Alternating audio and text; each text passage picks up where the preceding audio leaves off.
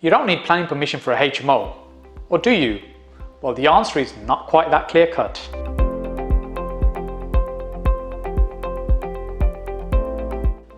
If you're here for the first time, my name is Saj Hussain, and on this channel I share with you my 15 years of property investing knowledge and experience. So first of all, what is a HMO? A HMO essentially stands for a house in multiple occupation. But what does that even mean? So if you have more than two people that are unrelated to each other living in a single family house, that's essentially a HMO.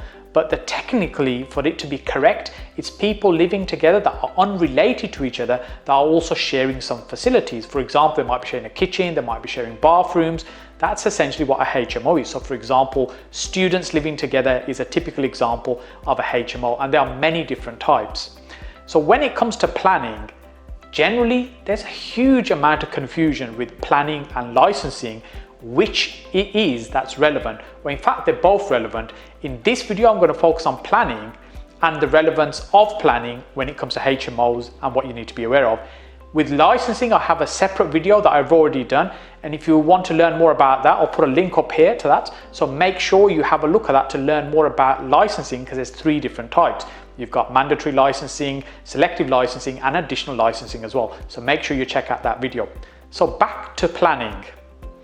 It's not surprising there's a huge amount of confusion out there when it comes to understanding planning with HMOs. There's so much information out there and misinformation. And what I want to do here is make it clear and simple as we possibly can. However, it's really important you watch all the way to the end, because there is a twist where some of this may not apply.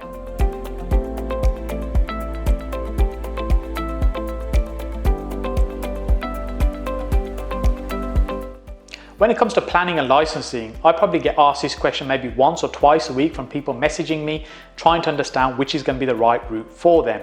When it comes to planning permission, one of the first things we need to do is understand there are different classes. So first of all, C3 class for planning is essentially a family dwelling.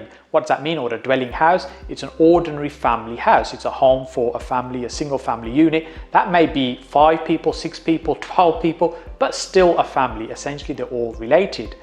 Then a C4 classification is that specifically for a HMO. And I'll come back to that in just a moment.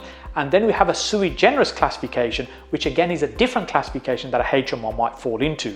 So let's talk about those three in a little bit more detail.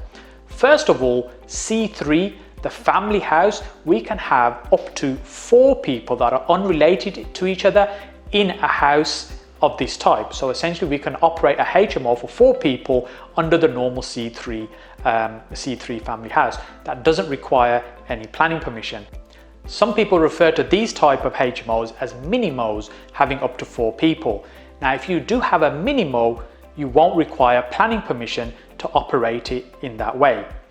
Then you've got the C4 classification, which is termed as a larger HMO, or some people just call them as HMOs, which allows up to 6 people to be in the same house. Again, with shared facilities, unrelated to each other. So when you've got more than 4 people, i.e. 5 or 6, then it gets moved into the C4 classification. Now, you also have a Sui Generis classification, as I mentioned, because if you go beyond the 6, you move into a different category of planning, and that's Sui Generis. To operate a C4, you won't need planning permission either. However, when you do move into Sui Generis, i.e. 7 or more people, then you need to apply for planning permission. Now, planning permission doesn't have to be scary or frightening, but it's important to understand when you do require it and when you don't require planning permission. So let's look at that as an example in those different types of houses. So in a minimo, you might have, say, 4 people, friends living together, unrelated, that are going to operate as a HMO in that way. For example, it might be students, it might be working people. Now, just as a little caveat, if you're operating social housing, some of these rules are different. So this is specifically on the more general HMOs that we tend to talk about, which is the working tenants and also students. Now, if you've got a C4 HMO, it's exactly the same in terms of how the house needs to be set up, the fire requirements, the safety requirements. Those are on a different video. Make sure you look out for that video, and I'll talk more about those on that video. But when it comes to Sui Generis, you need to apply for planning because you've moved into a different category, and that requires planning permission. It's important to remember that what we're talking about here is not actually the number of bedrooms, but the number of people that are living in the house. So for example, you could have an 8-bedroom house, but only have, say, 6 people living in it. So the planning classifications are based on the number of occupants and not the number of bedrooms or the size of the property. Let me give you a little tip on how we deal with planning and how we've found the experience of planning applications. So one of the reasons we want to understand this, because we want to know when it's suitable to put a planning application in and when it isn't. So if you understand that you don't need to make a planning application, hey, presto, you can crack on and get the job done without having to deal with all that red tape, because you've got time delays and also the costs involved in a planning application. So if we're running a house for up to 6 people, there's no planning required. As I was talking about earlier, it's a C4 HMO. Ordinarily speaking, there'd be no planning application required. However, if we're going to go to 7, then we'd need a planning application. So if we find a house that we want to run for 7 people and we put a planning application in my experience, Birmingham tends to be an uphill struggle and a little bit of a challenge. However, in the neighbouring borough, say at Sandwell, it's much easier. They're much more receptive. By knowing this about your local authority and what works really well, it'll help you.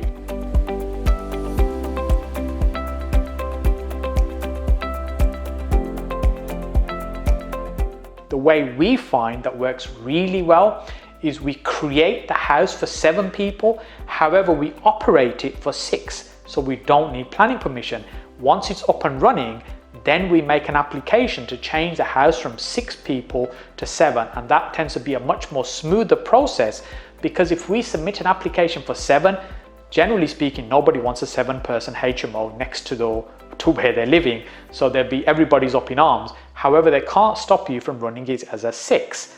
And then this is how we get round and get it running as a 7. And if you want to go to 8, we do it incrementally, 1 step at a time. This whole video was worth watching just for that one tip.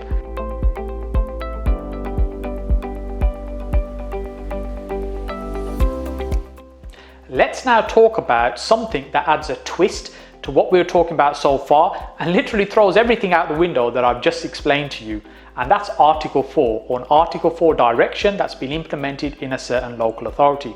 What does that mean? So when a local authority decides to implement the Article 4 directive, essentially what they're doing is removing your rights to take a single dwelling and change it from C3 to C4. So that means you can no longer have a 3, 4, 5, 6-person HMO house without going through the full planning application process. So that isn't great. Now there's reasons why the local authority does this, and it isn't nationwide, it's individual local authorities.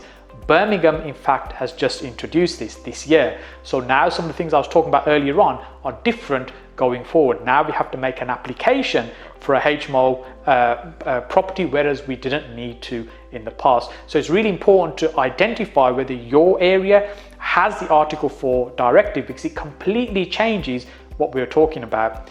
Now we haven't mentioned Sui Generis again, because at any point if you go to Sui Generis, that requires planning permission. So even earlier when I was talking about taking our 6-person house that's already running and moving it to a 7, we still make a planning application.